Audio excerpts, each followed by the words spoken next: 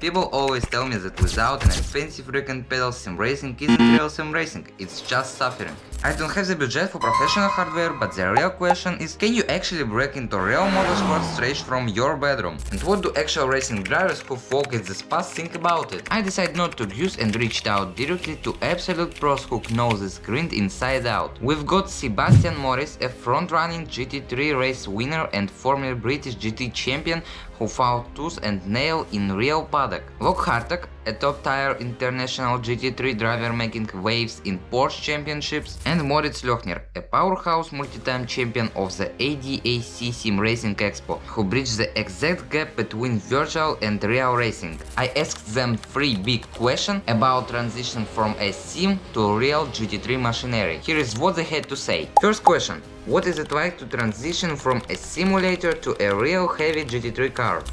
Loek Hartog broke it down honestly. The hardest part of transitioning to a real GT3 car was probably adapting to how physical and unpredictable everything feels. In the sim you can repeat laps endlessly and push right to the limit. In a real car you suddenly manage real physics. Physical fatigue is not really a thing. Mental fatigue is very underestimated for someone never driving real cars. Building that feel at confidence takes time.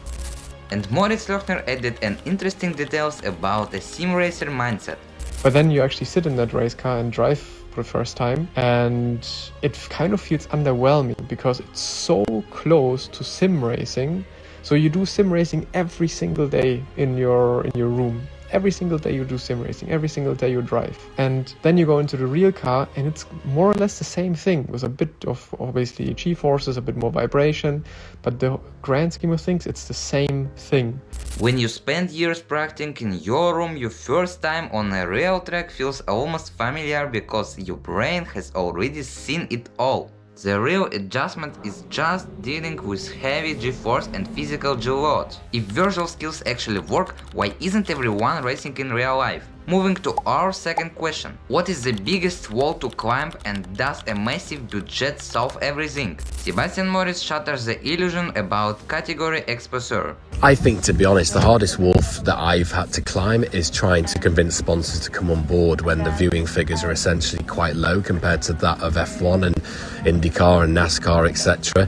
It's just not got that coverage. So what I had to do is harness the fact that they'd be getting great corporate hospitality and use it as an event to bring guests to. Loek Hartog confirms that while renting a car and testing cost an absolute fortune, cash alone won't get you to the top. A big budget definitely helps, especially because testing, coaching, racing and seat time are expensive. But money alone won't get you there. You still need to make good first impression with your speed, consistency, professionalism and the ability to work well with your team. If the budget is limited, the key is to be strategic, build results and relationships in the most efficient way possible, and look for sponsors, scholarships or opportunities to prove yourself. So what should an ordinary guy starting from scratch actually do? What's the ultimate advice from the pros? My main advice will be to treat sim racing as a serious tool, but not as the finish line. Work on setting a goal of reaching a top I rating and learn deduction through this. Consistency, communication and try to gain real world experience wherever you can. Be proactive, meet people, create opportunities and don't wait for someone to discover you.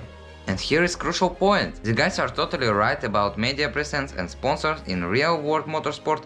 Getting noticed without an audience is brutal. But building content is a path in itself. I'm out here filming this whole journey, trying to break out and prove that sim racing is accessible to everyone. So there's a few options, but the number one advice is just have fun with it, do what you can with it in order to build yourself, especially like also a persona, a character, social media, and then eventually, hopefully, if you're good enough, then you build this all up and then maybe you get very, very, very lucky, and you need to be insanely lucky to do so because it's just so hard to do.